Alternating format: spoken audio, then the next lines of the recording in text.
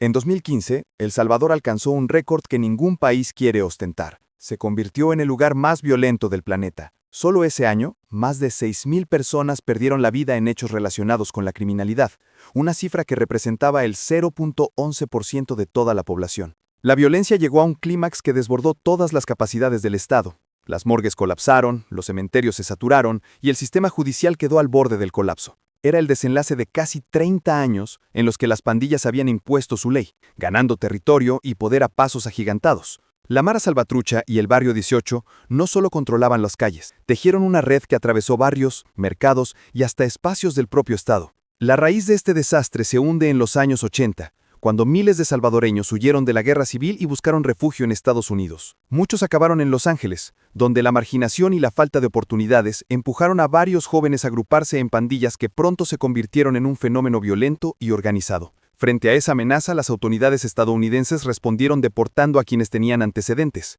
Esos retornos masivos regresaron a El Salvador a hombres curtidos en callejones y luchas urbanas, a un país que aún sangraba por la guerra. Instituciones debilitadas, una policía poco preparada, abundancia de armas y un sistema judicial incapaz de responder. Aquello no fue simplemente un regreso, fue plantarle al país una maquinaria delictiva con instrucción y método. Era el terreno perfecto para que los delincuentes trasplantaran y perfeccionaran en Centroamérica las tácticas aprendidas en Estados Unidos, multiplicando su poder con una eficacia que resultó aterradora. El crecimiento fue rápido y brutal. El reclutamiento, muchas veces por la fuerza, se convirtió en una práctica común.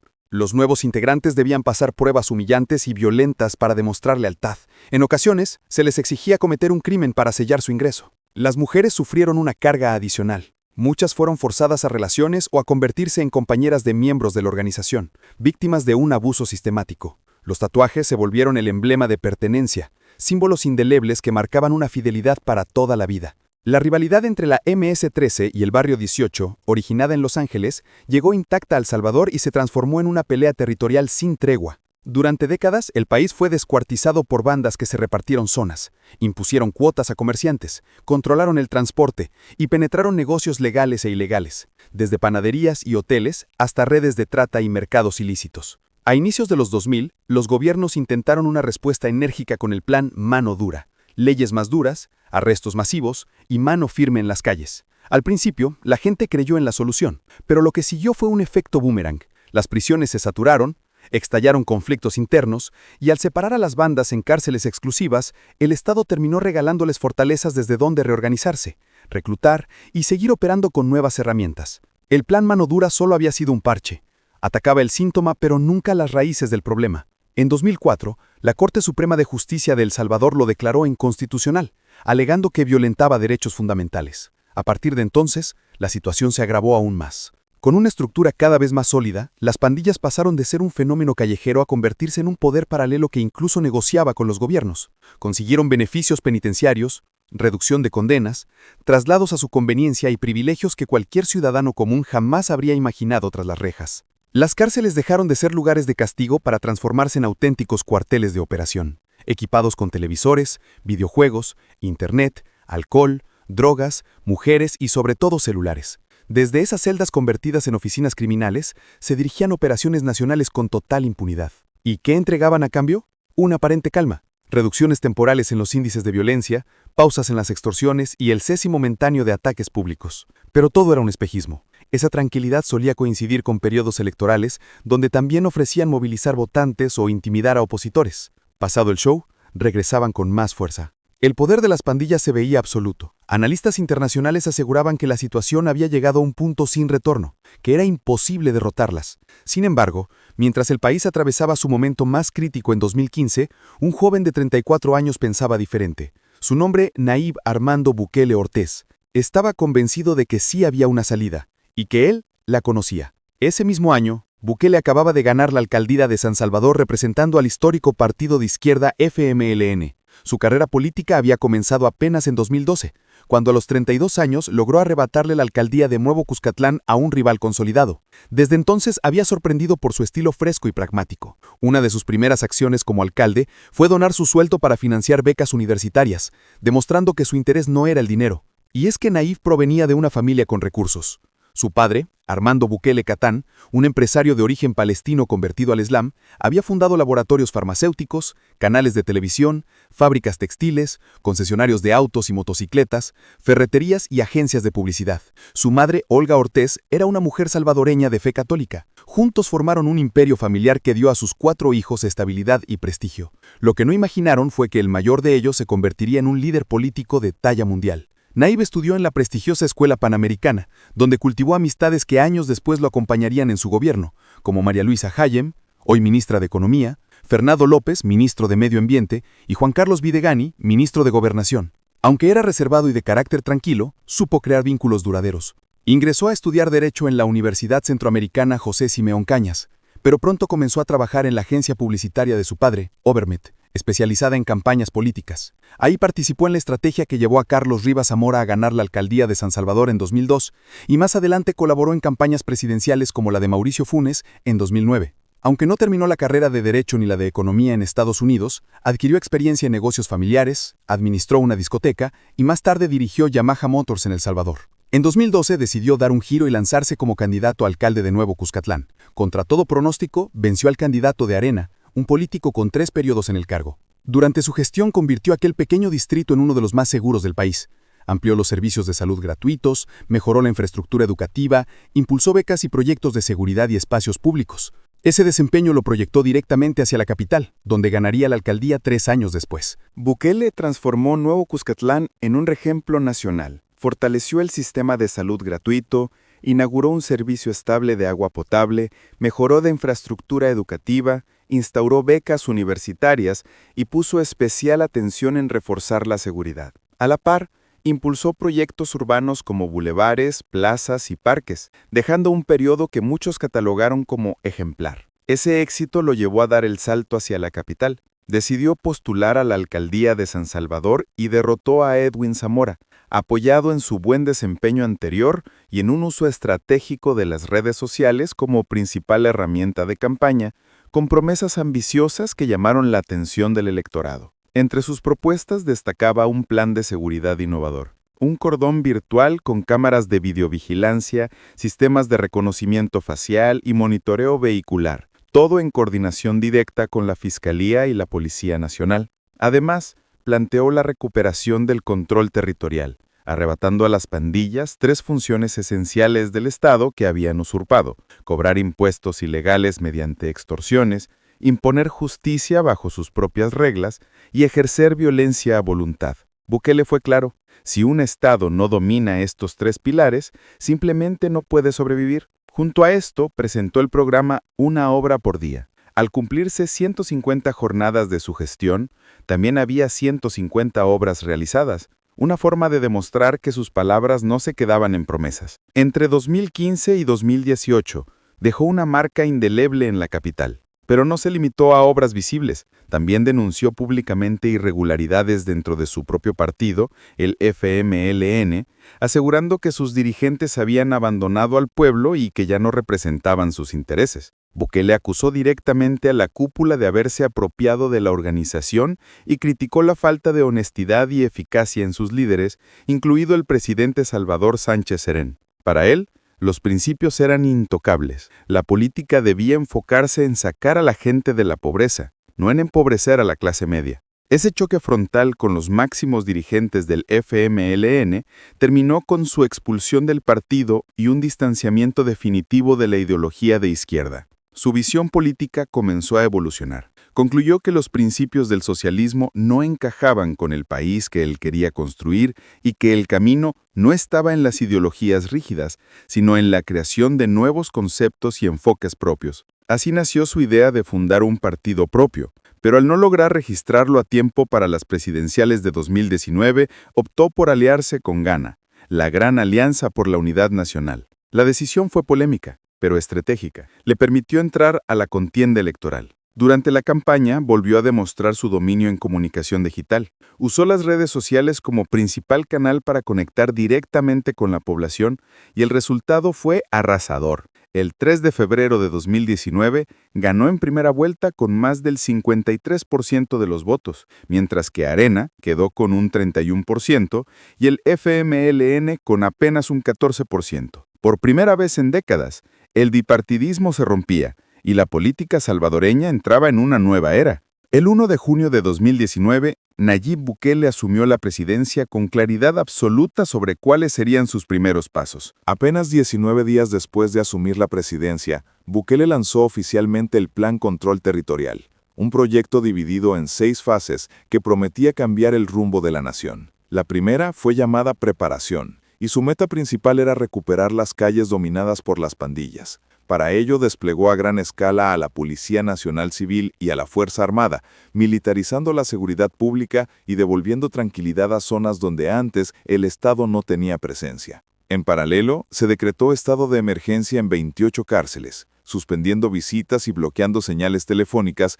para cortar la comunicación con el exterior. Fue también el inicio de fuertes críticas. La oposición lo acusó de violar derechos humanos y garantías constitucionales. Pero Bukele, en lugar de retroceder, redobló la apuesta y presentó la segunda fase, bautizada como Oportunidades. Su propósito era prevenir la violencia desde la raíz, ofreciendo alternativas educativas y laborales a los jóvenes en riesgo. Así nacieron los CUBOS, Centros Urbanos de Bienestar y Oportunidades, espacios comunitarios equipados con bibliotecas, centros de cómputo, talleres, salas de estudio, apoyo psicológico y áreas deportivas. Sin embargo, esta fase tropezó con un obstáculo. De los 158 millones de dólares solicitados al Banco Centroamericano de Integración Económica, solo se aprobaron 91, lo que encendió las primeras tensiones entre el presidente y la Asamblea Legislativa. El enfrentamiento se intensificó con la tercera fase, Modernización, iniciada en agosto de 2019. El objetivo era dotar a las fuerzas de seguridad de tecnología y recursos de última generación,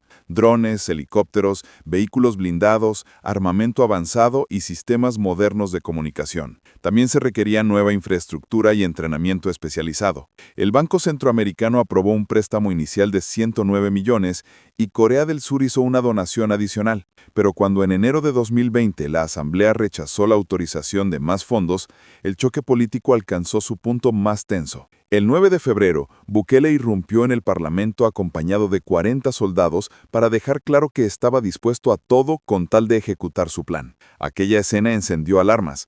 Para sus seguidores fue una muestra de determinación, mientras que la oposición lo acusó de autoritario. La comunidad internacional también expresó preocupación por la presencia de militares en un reclamo político.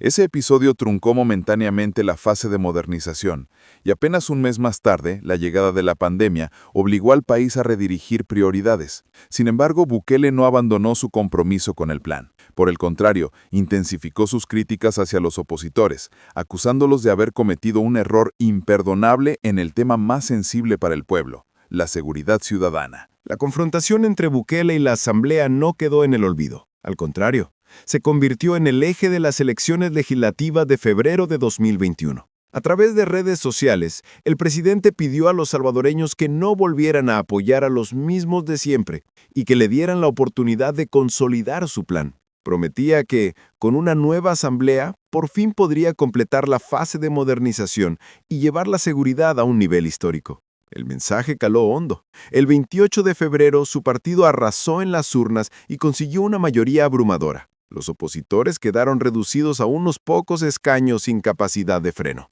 Con este nuevo poder, la Asamblea y el presidente tomaron una decisión que sacudió al país. Destituyeron a 5 jueces de la Corte Suprema, magistrados que habían bloqueado varias de sus iniciativas, escudándose en la defensa de derechos humanos. Esa misma noche, Bukele juramentó a sus reemplazos, jueces alineados con su visión. Por primera vez en la historia reciente, el presidente tenía bajo su control los 3 poderes del Estado, lo que le daba libertad total para ejecutar su proyecto. Para muchos países, un movimiento así sería visto como peligroso, y de hecho las críticas internacionales no tardaron en llegar. Pero internamente, la narrativa de Bukele era clara. Mientras unos hablaban de legalismos, la gente común seguía sufriendo. ¿Qué opción tenemos?, cuestionaba. ¿Seguir viendo cómo nuestro país se desangra? ¿Cómo capturamos pandilleros y a los 3 días los jueces los liberan? Para él, los magistrados no defendían la Constitución, defendían a los criminales. Un ejemplo lo repetía con indignación.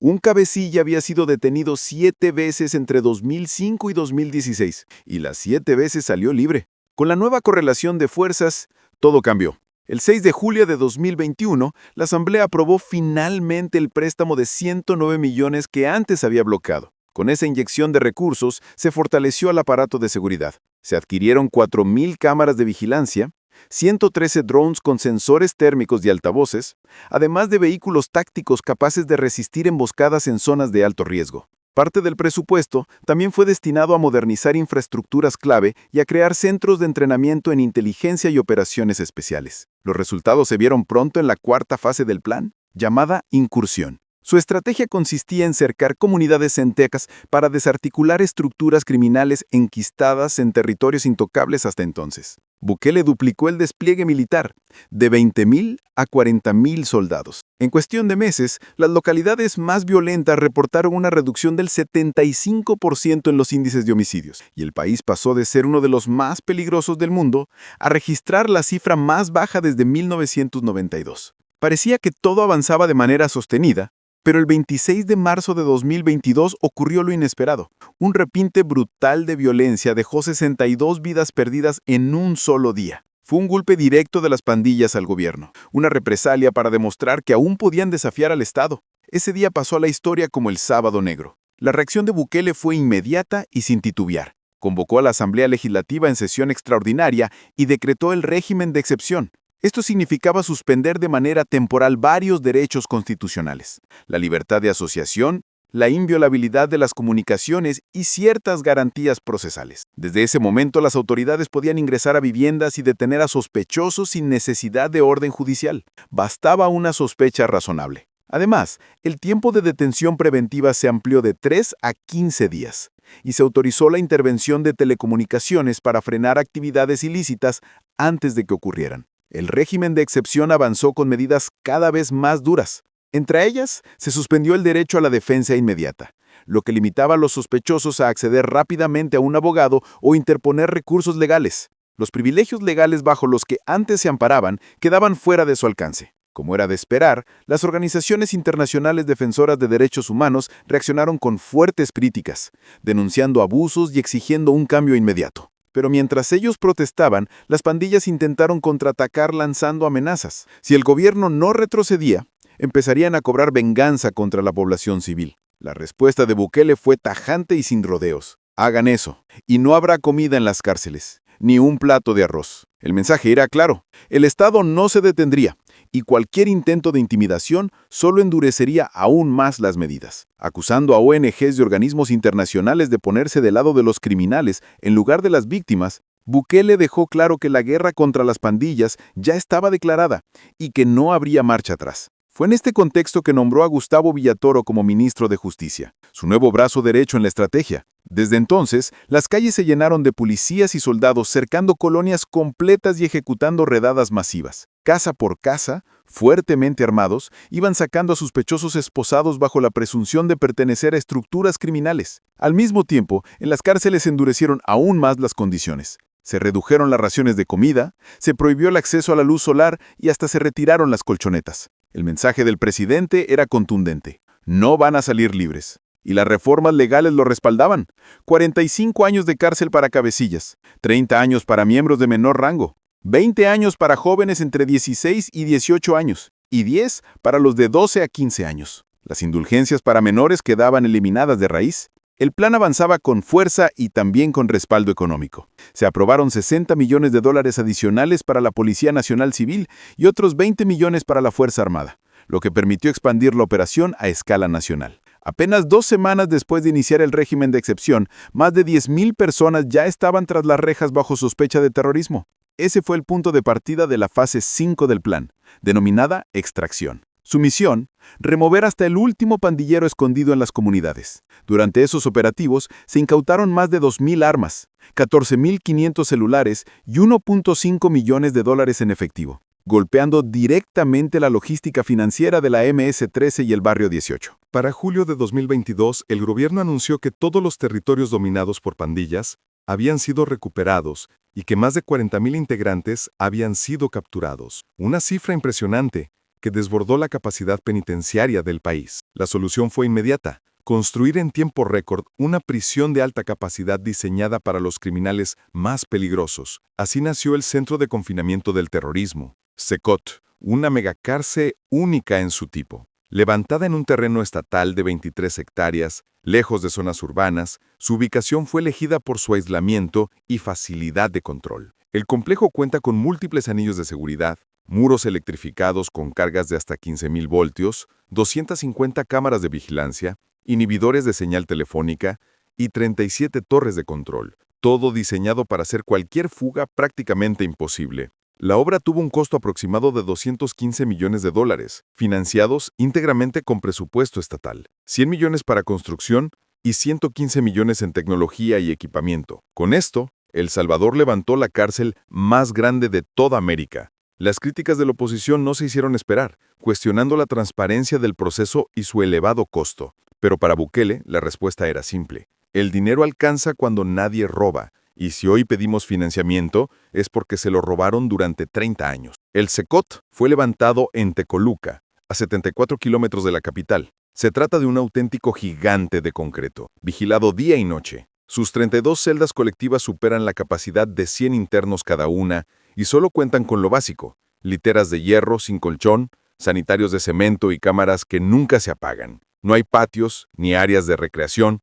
Y para los reos más rebeldes existen celdas de castigo de apenas 3 metros por lado, donde la única entrada de luz proviene de un pequeño orificio en el techo. Para evitar traslados innecesarios, el penal también incluye salas de audiencia judicial, lo que permite que los procesos se realicen dentro de sus muros sin que nadie ponga un pie fuera. Las visitas familiares quedaron eliminadas. Muchos prisioneros quizá nunca vuelvan a ver a los suyos. Las celdas permanecen iluminadas artificialmente las 24 horas y la dieta es austera. Tortillas, frijoles, pasta o arroz, servidos sin utensilios y sin proteína animal. Para Bukele, los impuestos de la gente no podían destinarse a dar privilegios a quienes habían causado tanto dolor. La carne volvería a sus platos únicamente cuando cada salvadoreño honesto tuviera acceso a lo mismo en su mesa. Obviamente, organizaciones internacionales como Amnistía Internacional, Naciones Unidas y la Corte Interamericana reaccionaron con indignación, publicando comunicados y extensos informes contra lo que calificaban como un trato inhumano. Pero la política de Bukele no se limitó a los vivos.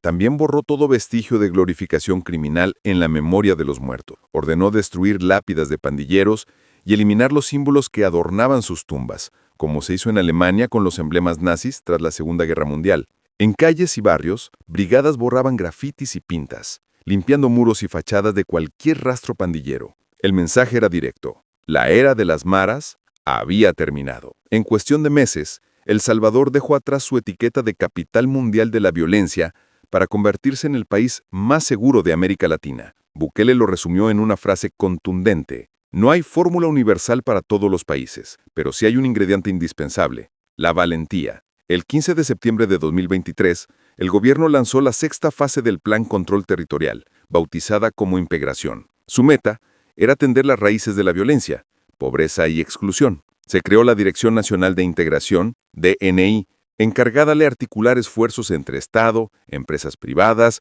universidades y comunidades. Becas, empleos y programas culturales se volvieron nuevas oportunidades para que los jóvenes nunca más vieran en el crimen una salida. Ese mismo año, El Salvador cerró con cifras históricas: apenas 154 homicidios, lo que equivale a 2.4 por cada 100.000 habitantes, la tasa más baja de todo el continente, superada únicamente por Canadá. Un país que había sido sinónimo de miedo, ahora era un ejemplo de seguridad. Pero Bukele no se detuvo ahí. Tras conversarlo con su esposa Gabriela y su familia, anunció que buscaría reelección presidencial. Y el 4 de febrero de 2024, obtuvo un triunfo arrollador con el 84.6% de los votos. La razón estaba a la vista. Millones de salvadoreños volvieron a caminar libres por las calles y a ver a sus hijos jugar en los parques sin temor. Los comerciantes trabajaban sin extorsiones y la población recuperó algo que parecía imposible: la tranquilidad. En El Salvador sucedió lo que muchos consideraban imposible. El país más inseguro del mundo se transformó en el más seguro del hemisferio. Bukele lo resume en una idea simple: no existe organización criminal más fuerte que el Estado. Lo que faltaba era voluntad para demostrarlo. Pero según él, la batalla aún no ha terminado. Después de declarar la guerra contra las pandillas, ahora apunta a otro enemigo igual de peligroso: la corrupción. Un enemigo que no viste tatuajes ni opera en callejones, sino que luce trajes y se oculta en oficinas de lujo. Para enfrentarlo, Bukele anunció la creación del Centro de Confinamiento de la Corrupción, inspirado en el modelo del Secot. Su mensaje fue contundente. Así como construimos una prisión para los terroristas, así construiremos otra para los corruptos. Así como cercamos a las pandillas hasta llevarlas tras las rejas, haremos lo mismo con los de cuello blanco. No importa si el delito fue hace un año o hace 30. Gracias a las reformas, la corrupción ya no prescribe. La Fiscalía ya tiene la instrucción de investigar a todo funcionario público, incluso a los de su propio partido. Mientras en gran parte del mundo los gobiernos aún discuten cómo enfrentar el crimen sin incomodar a nadie, en un país que parecía perdido surgió un líder dispuesto a desafiarlo todo. Bukele demostró en poco tiempo de lo que puede ser capaz un líder cuando gobierna para su gente y no para enriquecerse, pactar con criminales o inventar excusas para la inacción. Sí, sus métodos son polémicos y extremos, pero fueron precisamente esas decisiones implacables las que hicieron que los salvadoreños dejaran de vivir con miedo. Hoy, los que viven así son otros, extorsionadores, secuestradores y violentos que durante décadas aterrorizaron al pueblo. Millones de personas alrededor del mundo aseguran necesitar un líder con la determinación de Bukele para enfrentar sus propios problemas de criminalidad. Yo mismo me sumo a esa lista, y es por eso que decidí contar esta historia, porque demuestra que los gobiernos sí tienen poder para cambiar las cosas. Lo que muchos no tienen es la valentía ni las ganas de hacerlo. Quizá algún día aparezca otro líder dispuesto a enfrentar a los criminales y a los corruptos sin miedo. Ese día, espero estar frente a la computadora, listo para contar otra historia como esta. Si te gustó este video, te invito a dejar tu like, suscribirte al canal y revisar las demás historias que tenemos aquí. Estoy seguro de que también te van a interesar. Bukele suele decir que muchos lo llaman valiente por desafiar a las pandillas, al narcotráfico, a organismos internacionales y a la oligarquía local. Pero él mismo aclara que su valentía no se compara con la de los soldados y policías que se juegan la vida todos los días enfrentando cara a cara al crimen y a la maldad para devolverle la paz a su pueblo.